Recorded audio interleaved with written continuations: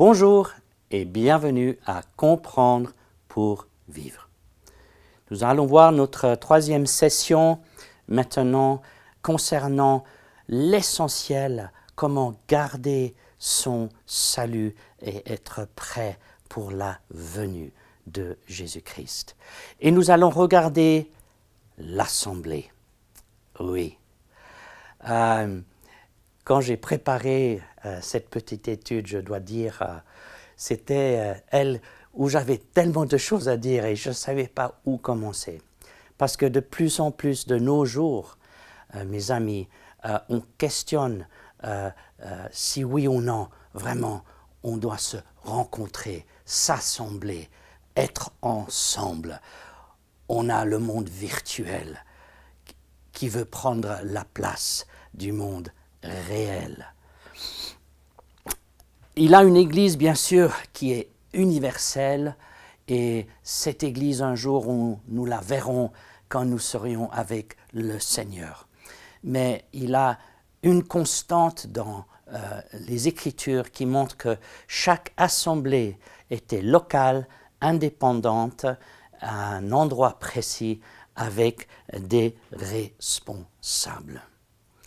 Et je dois dire que la parole de Dieu est assez claire à la fréquence de combien de fois les gens se réunissaient pour être dans la présence de Dieu. En Acte 2, 46, il nous dit « Tous les jours, ils étaient en un accord dans un seul lieu. » Tous les jours. Je me demande ce qui se passerait si on demandait à tous les chrétiens de se réunir tous les jours. Et pourtant, je suis sûr que le Seigneur n'a pas envoyé un prophète aux chrétiens de ce temps pour dire « Ah, vous vous rassemblez trop souvent ». Non, non, juste une fois par semaine ou 2 fois par mois. Non. Il a un appel que Dieu donne à son peuple parce qu'on est mieux ensemble, mes frères et sœurs. C'est pas facile, mais c'est la volonté de Dieu. Et l'Assemblée est vraiment un ancre pour nous et nous aide de savoir que ça va bien avec notre âme. Ça nous aide à savoir comment s'aimer les uns les autres, comment se pardonner, comment se supporter. Et ça fait partie de grandir en tant que chrétien. La Bible elle dit « Exhortez-vous tous les jours ». Tous les jours. S'exhorter. Je ne sais pas combien de fois vous allez dans la maison de Dieu, mais il se peut que le Seigneur aimerait que vous alliez plus souvent. Je ne parle pas maintenant d'aller pour faire partie du groupe ministériel, c'est simplement d'y aller dans la présence du Seigneur, entendre la parole du Seigneur, avoir cette communion avec les frères et les sœurs. La parole, de nouveau, elle est claire et je pense que c'est celle que j'annonce le plus souvent dans mon assemblée. Elle dit ceci, « N'abandonnez pas le rassemblement ensemble, comme c'est l'habitude de certains, et surtout quand vous voyez le jour, ça c'est le jour du Seigneur, s'approcher. Le signe des temps nous montre que le Seigneur vient très, très bientôt. Et cette parole prophétique de Paul nous l'a dit, nous l'a confirmé. Quand vous voyez que la venue du Seigneur est proche, faites attention. Allez, rassemblez-vous. Ayez la communion fraternelle ensemble. Et les gens me disent, oui, mais physiquement, c'est plus nécessaire. On peut avoir... il a même des églises virtuelles maintenant aux États-Unis. Il n'a même pas un lieu où on se rassemble, on est tous autour de notre écran. Ah ouais. Alors, quand il a eu le Covid dans notre assemblée, je dis, Seigneur, comment est-ce que je peux convaincre les gens dans notre assemblée qu'il est mieux de se rassembler physiquement? Et voilà la petite histoire qu'il m'a dit. J'ai la bonne nouvelle de vous annoncer que vous avez gagné un voyage de 2 semaines aux Maldives, dans un 5 étoiles, et 10 000 francs comme argent de poche. Waouh!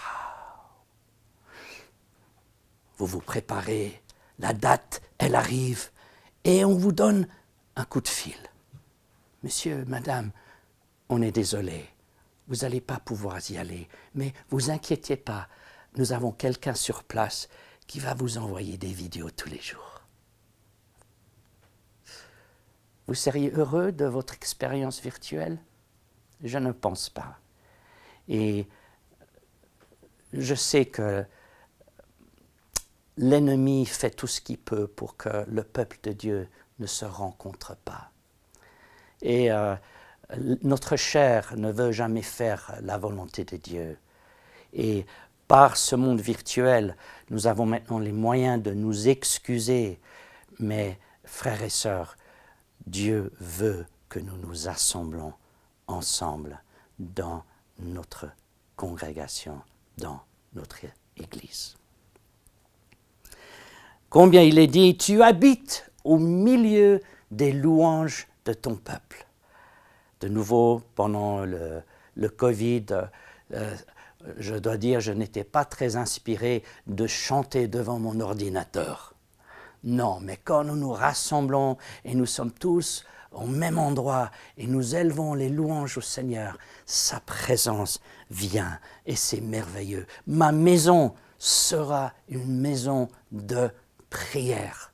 Nous devons nous mettre ensemble dans sa maison pour prier. Et vous savez, il y a tellement de versets dans la parole qui montrent que on ne peut pas suivre les commandements du Seigneur si on n'a pas une vie de communauté.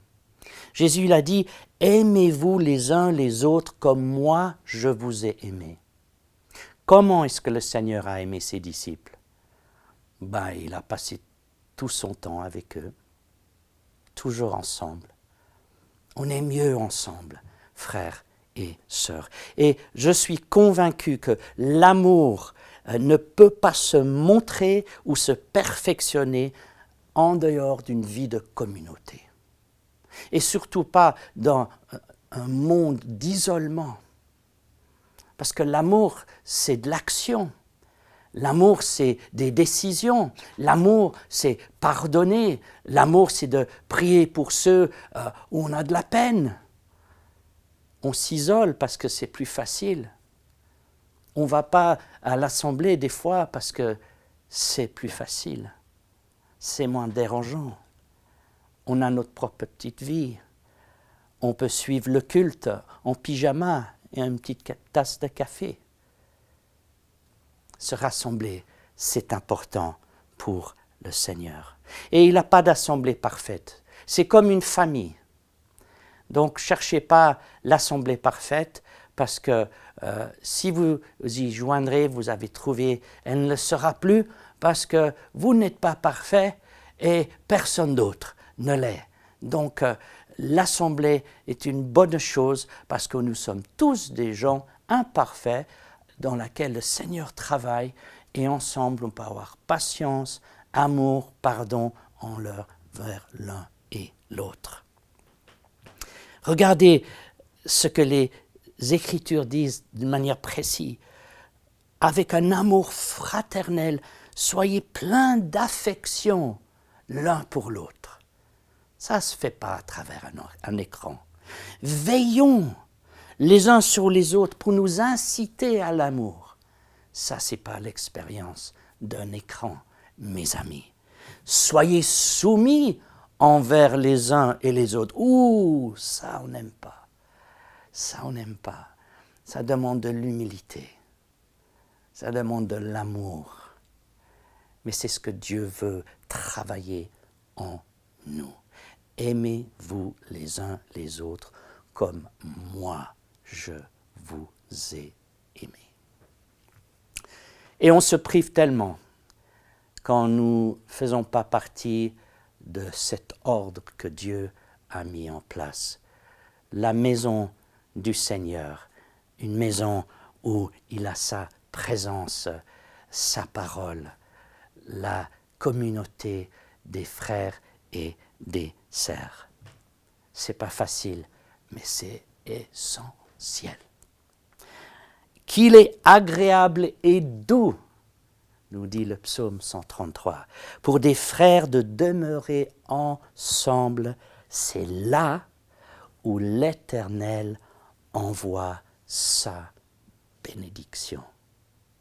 Retournons dans la maison du Seigneur et allons là pour le bénir et pour servir les uns et les autres.